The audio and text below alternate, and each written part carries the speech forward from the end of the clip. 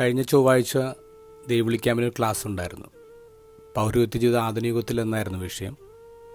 അപ്പം ഇന്ന് രാവിലെ ഞാൻ മലയാളത്തിൽ ഇറങ്ങിയ എല്ലാ പത്രങ്ങളും വാങ്ങിച്ചു. ഒരു 14 പത്രം ഉണ്ടായിരുന്നു. ഇംഗ്ലീഷ് പത്രം അടക്കം 14 പത്രങ്ങളുണ്ടായിരുന്നു.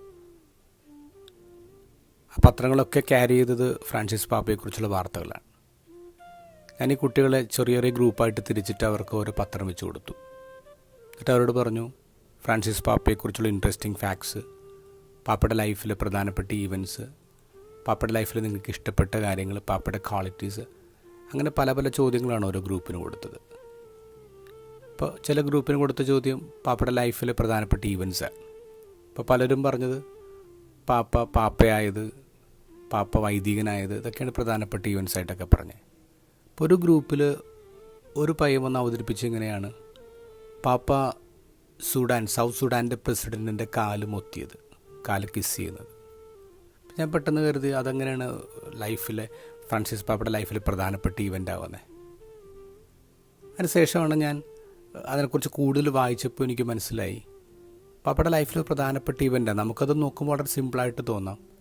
2019 ഫ്രാൻസിസ് പാപ്പ ഈ സൗത്ത് സുഡാൻ ലീഡേഴ്സിനെയൊക്കെ വത്തിക്കാനിലേക്ക് വിളിക്കുന്നത്. 2 ദിവസത്തെ റിട്രീറ്റ് ആയിരുന്നു. അതിൻ്റെ അവസാനം പാപ്പ ചെയ്ത് ഈ ലീഡേഴ്സിൻ്റെയൊക്കെ കാല് കുമ്പിട്ട് കിസ് ചെയ്യാണ്. പാപ്പ ഒന്നും അധികമൊന്നും സംസാരിച്ചൊന്നുമില്ല, പക്ഷേ ഈ ഒരു ചുംബനത്തിലെല്ലാം ഉണ്ടായിരുന്നു. കഴിഞ്ഞ 5 വർഷമായിട്ട് അവിടെ സിവിൽ വാർ നടക്കുകയാണ്. അപ്പോൾ സമാധാനം ഉണ്ടാവണം. ഈ സമാധാനത്തിന് വേണ്ടിയുള്ള പാപ്പയുടെ സ്റ്റേറ്റ്മെൻ്റായിരുന്നു, പവർഫുൾ സ്റ്റേറ്റ്മെൻ്റായിരുന്നു. പാപ്പ കുനിഞ്ഞു നിന്ന് അവിടെ കാലുമുത്തുന്നത്. നിങ്ങൾ ലീഡേഴ്സ് തമ്മിൽ സൗഹൃദം ഉണ്ടായാൽ രാജ്യത്ത് സൗഹൃദം ഉണ്ടാകുന്ന പാപ്പ പഠിപ്പിക്കുകയാണ് ഒരു സിമ്പിൾ ഈവൻറ്റിലൂടെ. പാപ്പയുടെ ലൈഫ് നോക്കുമ്പോൾ നമുക്കറിയാം, വലിയ വലിയ കാര്യങ്ങളെക്കാൾ കൂടുതൽ വളരെ സിമ്പിൾ കാര്യങ്ങളാണ് പാപ്പയെ നമ്മുടെ ഹൃദയത്തിലേക്ക് കൊണ്ടുവന്നത്.